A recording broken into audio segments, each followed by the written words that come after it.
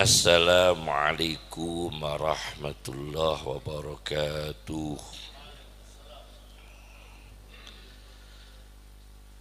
Bismillahirrahmanirrahim.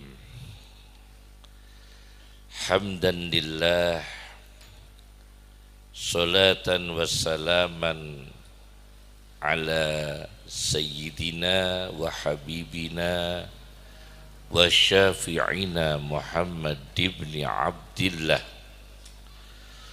Rasulillah wa ala alihi wa man sahibah wa man tabi'a hudah, amma ba'd.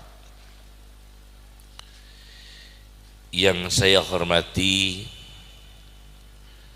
para habaib, para kiai, para ulama, keluarga besar Bani Siddiq,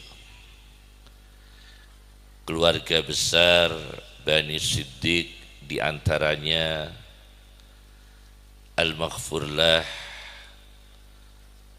Al-Labib, Kiai Haji Gus Yusuf Muhammad. Semoga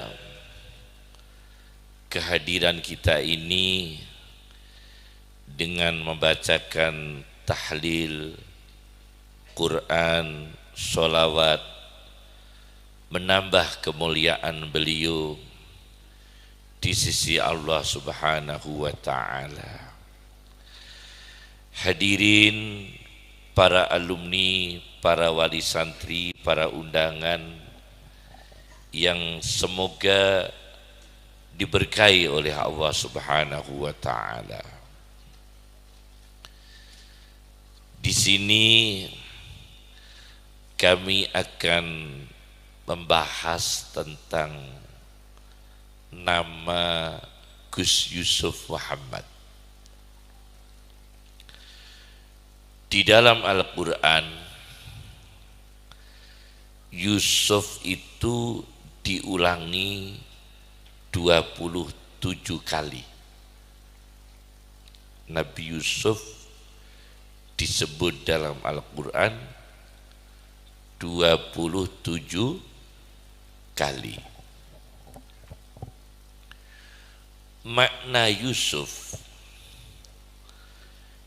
di dalam kitab At-Tahqiq fi Kalimatil Quran karya orang Iran Al-Mustafuri,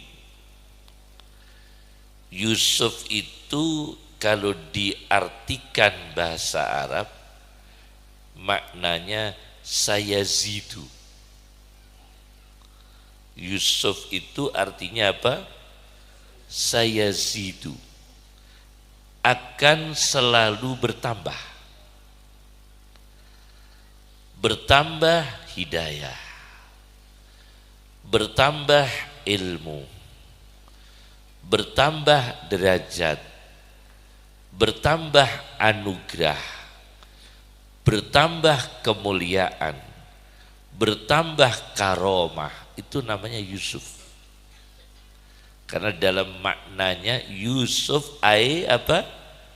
Sayazidu, akan selalu bertambah. Ternyata dalam Al-Quran Nabi Yusuf disebut 27 kali. Ada doa yang sangat penting yang diwariskan Nabi Yusuf kepada kita, di antaranya Fatiras samawati wal ardi anta waliyyi fid dunya wal akhirah tawaffani musliman wa alhiqni bis salihin. Fatiras samawati, ya Allah yang menciptakan langit wal ardi dan bumi.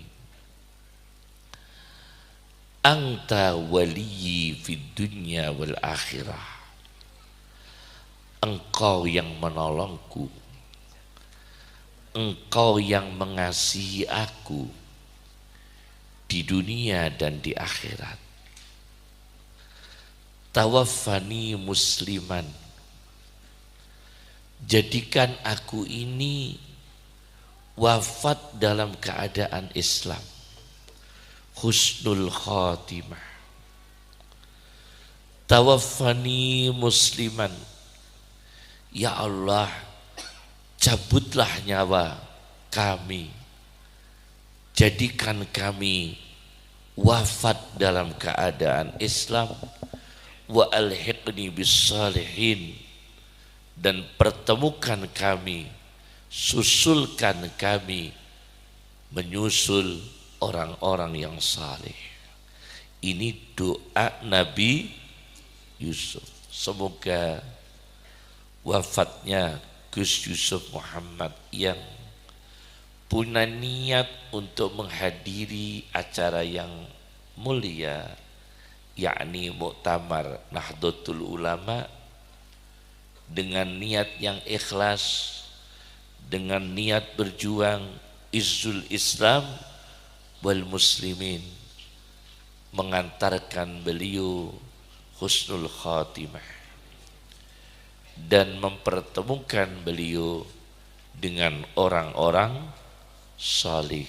Wa alhiqni bis salihin, amin ya rabbal alamin. Kenapa Nabi Yusuf berdoa demikian? Dalam catatannya di dalam Hasyiah Tafsir Al-Kasyaf karya Az-Zamakhsyari, Tafsir Al-Kasyaf itu secara teologi Mu'tazilah, bukan kita ikuti. Tapi dalam masalah ini, kenapa Nabi Yusuf berdoa tawaffani musliman, jadikan saya mati keadaan Islam?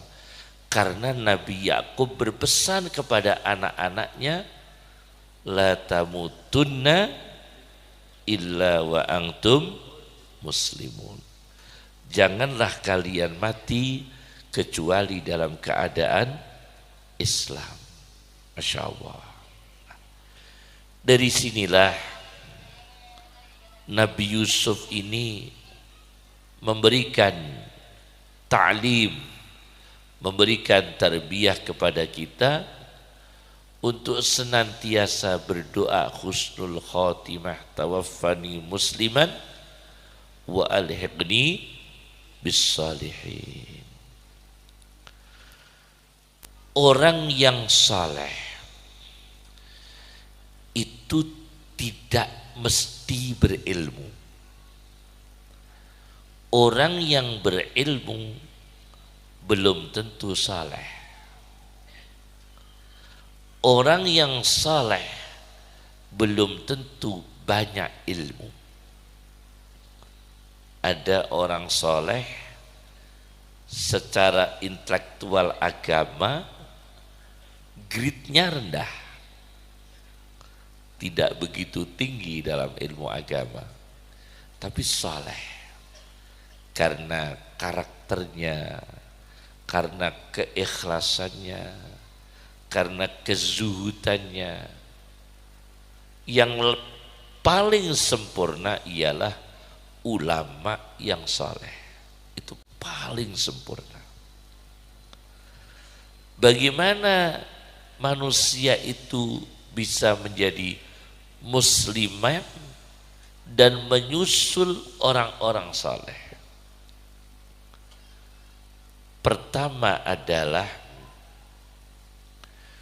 doa Nabi Yusuf tadi ialah doa yang sangat sufistik, yang sangat sufistik. Doa Nabi Yusuf. Kenapa sufistik? Saya baca di dalam tafsir Al-Awsat karya Muhammad Sayyid Tontowi, bukan Tontowi Jauhari, Muhammad Sayyid Tontowi, tafsir Al-Awsat. Nabi Yusuf itu punya pangkat. Punya pangkat. Seorang menteri, pernah menjadi raja, pernah menjadi menteri. Tapi beliau tetap mikir husnul khatimah. Punya jabatan, punya kedudukan, tapi mikir apa? Husnul khatimah. Coba bayangkan. Beliau punya jah, punya pangkat. Beliau punya kesibukan duniawi, tapi memikirkan mati dalam keadaan Islam, menyusul orang saleh. Jadi pertama kita adalah mengamalkan nilai-nilai sufi di dalam doa Nabi Yusuf. Itu pertama. Supaya kita menyusul orang soleh. Silahkan saudara sibuk duniawi, tapi jangan lupa husnul khatimah harus diperhatikan. Amalnya, ibadahnya, akhiratnya, Qur'annya, zikirnya, tahlilnya harus diperhatikan. Saudara mencari dunia, mencari uang, itu adalah kebutuhan hidup. Tapi jangan lupa bahwa ada yang terpenting menurut Nabi.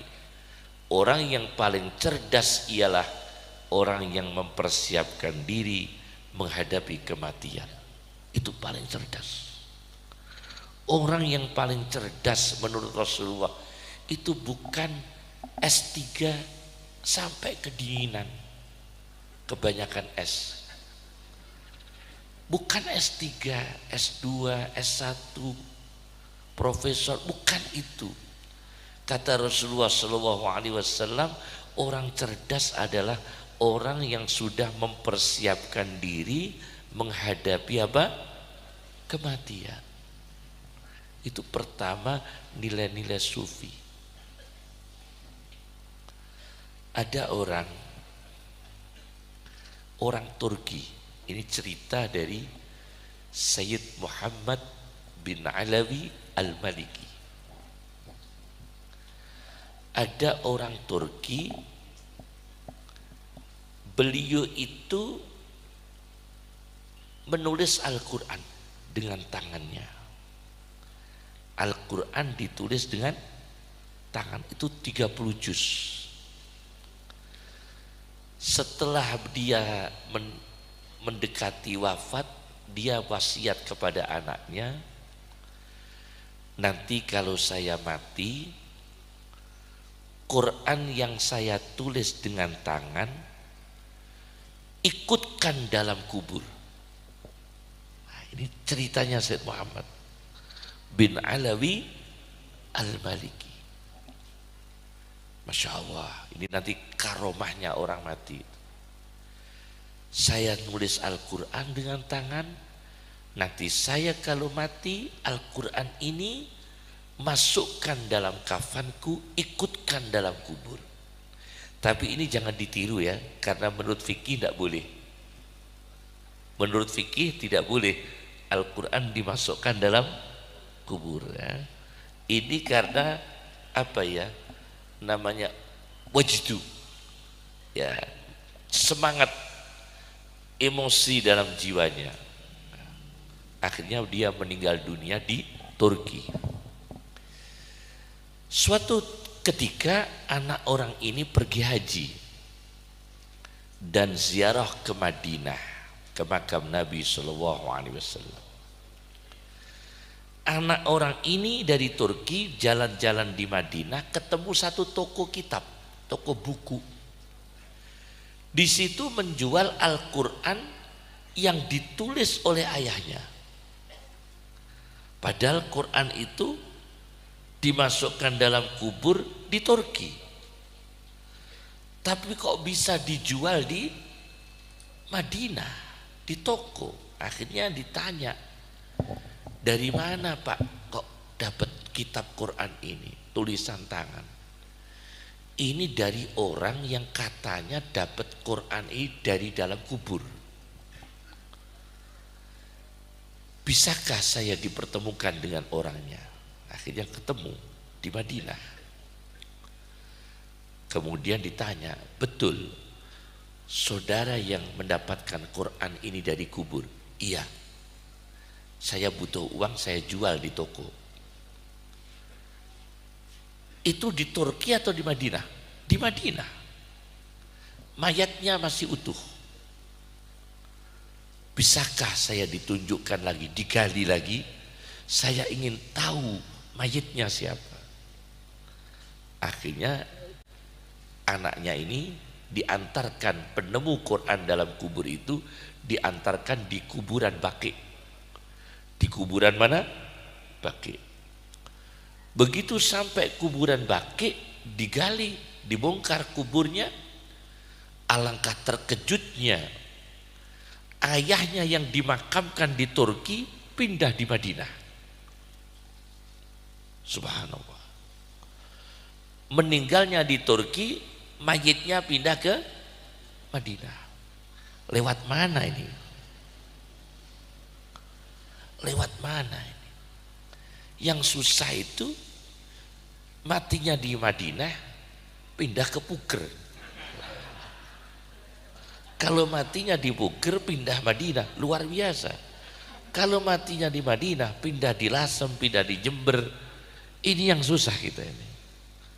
Tapi ini matinya di Turki, pindah ke Madinah, luar biasa ini. Kok bisa mayit itu dari Turki pindah ke Madinah? Kata Said Muhammad, beliau memberikan komentar kejadian itu, almar'u ma'aman ahab. Karena orang ini sangat mencintai Rasulullah, maka dia meskipun mati di Turki, jenazahnya didekatkan Allah dengan Rasulullah SAW. Maka kalau kita mencintai Rasulullah SAW, memperbanyak sholawat kepada Nabi SAW, memperbanyak baca rotib, memperbanyak baca simtud duran, memperbanyak baca burdah, insya Allah mati kita direnes pindah di Madinah. Iya kan? Mati kita dikencang pindah di Madinah, dekat dengan Rasulullah SAW. Ini namanya wa alhiqni bisalihin, menyusul orang-orang soleh. Ibnu Taimiyah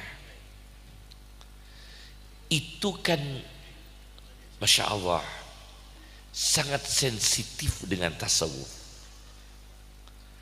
Sekian banyak kitab-kitabnya kritik terhadap tasawuf. Bisa kita jumpai dalam kitabnya yang sangat keras, Al-Furqan Baina Awliya'ir Rahman wa Awliya'is Syaitan. Itu karya Ibnu Taimiyah, berjudul Al-Furqan Baina Awliya'ir Rahman wa Awliya'is Syaitan. Membedakan antara wali-wali Allah dan wali-wali setan.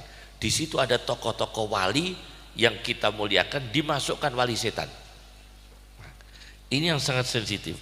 Tapi begitu Ibnu Taimiyah meninggal ajalnya, meninggal wafatnya, beliau wasiat, kalau saya mati dekatkan kuburan saya dengan orang-orang sufi.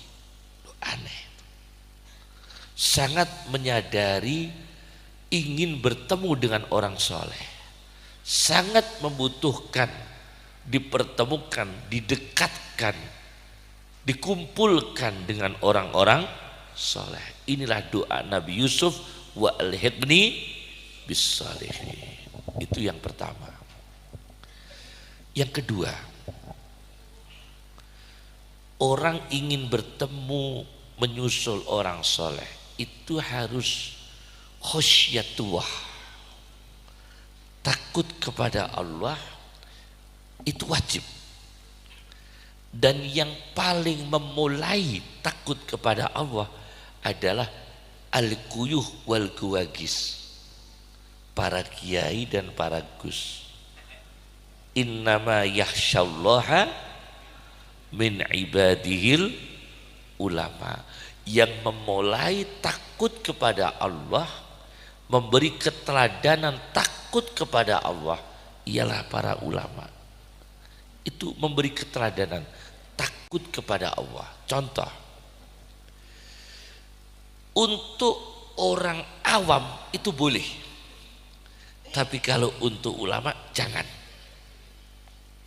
Contoh, boleh tapi nggak pantas minum berdiri, itu orang awam tidak pantas, tapi boleh, tidak haram. Tapi untuk kiai hindari minum berdiri, karena itu untuk memberi contoh adab. Paham maksud saya ya? Untuk orang awam itu misalnya di majlis ilmu dia rokok, itu sudah tidak benarkan. Tapi untuk kata ulama, di majlis sholawat, di majlis dzikir, sangat tidak boleh kita merokok. Nah ini contohnya ini ya, paham maksud saya ini ya. Untuk orang awam itu sudah tidak boleh, apalagi kalangan ulama. Karena apa? Innama yakhsyallaha min ibadihil ulama. Setelah selesai baru rokok. Selesai. Maka di Yaman, di negara Yaman itu ada sayyid, ada pengusaha. Sayyid atau enggak saya lupa. Pengusaha itu anti rokok. Sangat anti rokok. Dia nebas kebun-kebun tembakau kemudian dibakar. Bukan tembakunya orang lain, tembakunya yang dia beli sendiri dibakar supaya tidak jadi rokok. Tapi dia punya anak atau cucu di Jakarta hobinya rokok, tapi kakeknya pengusaha anti rokok. Nah, akhirnya suatu ketika ada habaib sayyid menjumpai cucunya di Jakarta. Ya apa sampeyan? Baik sampeyan di Yaman itu anti rokok, dibakari tembakau miliknya sendiri, bukan milik orang lain. Kata cucunya, kakek saya kaya, maka kalau bakar tembakau banyak. Kalau saya kan nggak kaya, bakarnya sedikit-sedikit. Bakarnya sedikit-sedikit. Karena kalau kakek saya itu kaya raya, kalau bakar tembakau yang langsung banyak, berhektar-hektar. Tapi karena saya nggak begitu kaya, bakarnya pelan-pelan. Masya Allah. Ternyata khosyatullah, takut kepada Allah itu inti ulama. Di situ ada adadul hasr, innama. Berarti inti ulama, tipologi ulama yang ideal menurut Al-Quran adalah khusyah, takut kepada Allah. Ada seorang sultan sekaligus ulama, yaitu Salahuddin Al-Ayyubi. Nama lengkapnya siapa? Yusuf bin Ayyub. Ini nanti Yusuf semua ceritanya. Yusuf bin Ayyub, maka disebut Salahuddin Al-Ayyubi. Nama lengkapnya Yusuf bin Ayyub. Diceritakan oleh Ad-Dhahabi di dalam kitabnya Siyaru A'lamin Nubala. Ada kitab Siyaru A'lamin Nubala karya Ad-Dhahabi, bahwa Sultan Salahuddin Al-Ayyubi, Yusuf bin Ayyub ini, yang disebut oleh Abul Hasan Ali An-Nadwi, termasuk tokoh besar dalam dakwah, Rijalul Fikri wa Dakwah, di dalam karyanya siapa? Abul Hasan Ali An-Nadwi dari Lucknow, itu menulis di dalam kitabnya tokoh-tokoh besar dunia dalam sejarah dakwah, di antaranya Imam Ghazali, Syekh Abdul Qadir Al-Jilani, dan di antaranya lagi Salahuddin Al-Ayyubi. Masya Allah, beliau adalah pengagum kitab Ihya Ulumuddin. Diceritakan beliau di mana-mana membaca kitab Ihya Ulumuddin karya Al-Ghazali. Itu beliau seorang sultan, meninggal dunia, dia tidak meninggalkan apa-apa, hanya beberapa keping uang dirham, dan uang dinarnya emas hanya 1 dinar, 1 dinar, dan tidak meninggali pekarangan, perkebunan. Masya Allah, saking khosyahnya kepada Allah. Mungkin kita belum bisa, tetapi seyogyanya, setidaknya kita menteladani kesuhutan beliau, ketakutan beliau kepada Allah akan hisabnya orang yang terlalu banyak harta, akan beratnya hisabnya orang yang terlalu banyak harta, sampai beliau tidak ingin punya celengan harta yang sebanyak-banyaknya. Masya Allah, itu khosyah namanya, takut kepada Allah. Yang ketiga, ulama yang salih, muslim yang salih itu diberi firasat oleh Allah. Nah, ini biasanya karomah yang tinggi, itu termasuk karomahnya Ki Hamid Pasuruan, karomahnya para ulama-ulama dulu itu firasat, kekuatan firasat. Karomahnya Imam Syafi'i itu kekuatan firasat luar biasa. Ada orang bernama Yusuf bin Waharah, ini yang nomor 3, yaitu muslim yang salih biasanya diberi kekuatan firasat. Yusuf bin Waharah itu pernah didatangi temannya Syekh Abdul Qadir Jailani, namanya Ibnu Saqqa. Siapa? Ibnu Saqqa itu ngajinya bareng sama Syekh Abdul Qadir Al-Jilani, senior.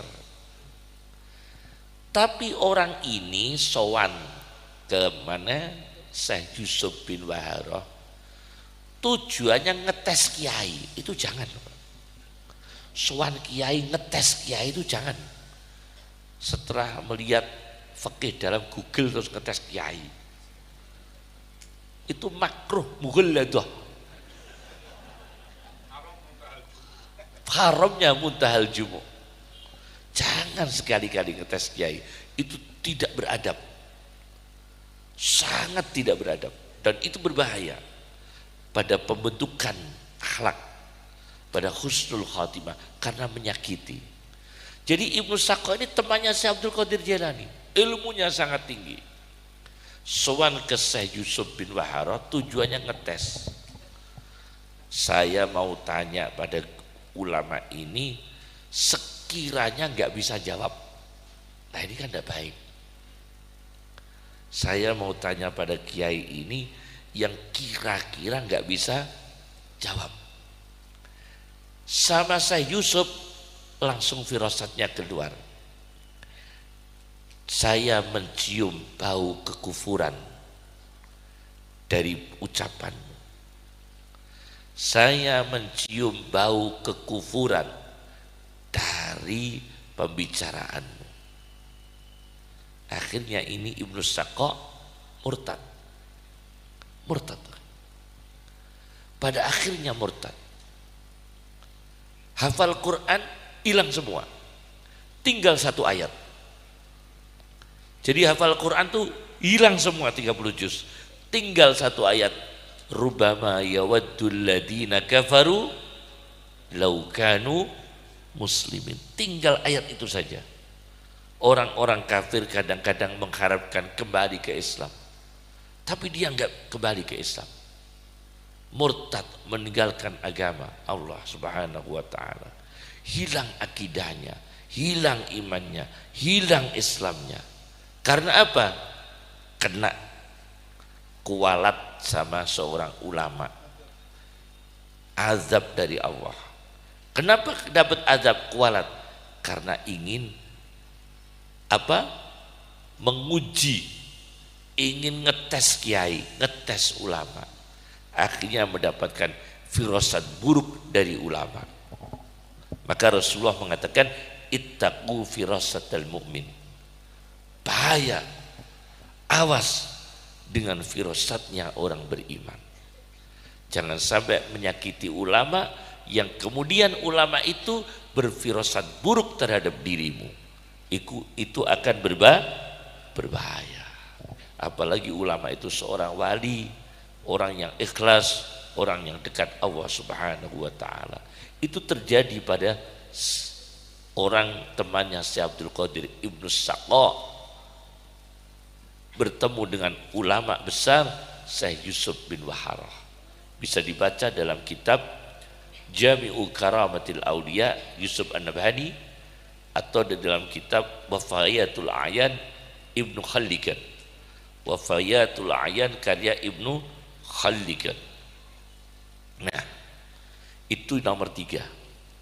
Nomor 4, seorang muslim yang saleh harus menjaga marwah, harus menjaga marwah, menjaga haibah, wibawa, menjaga muru'ah, menjaga muru'ah harus dijaga. Nyungun sewu loh ya. Sekarang ini hilang, muru'ah itu hampir hilang. Orang menjelek-jelekan habaib, menjelek-jelekan ulama, menjelek-jelekan kiai, ya kan? Sudah tidak ada muru'ah, tata krama. Maka kita para santri, kita para kiai, kita para ulama, bagaimana mendidik umat ini, mendidik masyarakat bisa menjaga muru'ah, menjaga tata krama, menjaga haibah kewibawaan para ulama. Dan ulamanya sendiri juga harus menjaga kewibawaannya. Itu penting sekali. Karena kalau tidak menjaga kewibawaannya, dakwah agama Allah tidak efektif. Kenapa tidak efektif? Karena qauluhu ghairu masmu'. Apa yang dia katakan tidak didengar. Kalamuhu ghairu maqbul. Apa yang dia sampaikan tidak diterima. Qauluhu ghairu ma'mul. Apa yang dia katakan tidak diamalkan. Kenapa? Karena dia tidak menjaga haibahnya. Dia tidak menjaga marwahnya. Dia tidak menjaga wibawanya. Maka ulama harus menjaga wibawa, haibah. Saya cerita ini, orang menjaga wibawa. Habib Zain bin Ibrahim bin Smith atau Sumet, bacanya Sumet ya, cuma Indonesia Smith. Habib Zain bin Ibrahim bin Smith, Madinah Al-Mu'ammar. Kalau ulamanya masih hidup kita sebut apa? Al-Mu'ammar. Semoga dipanjangkan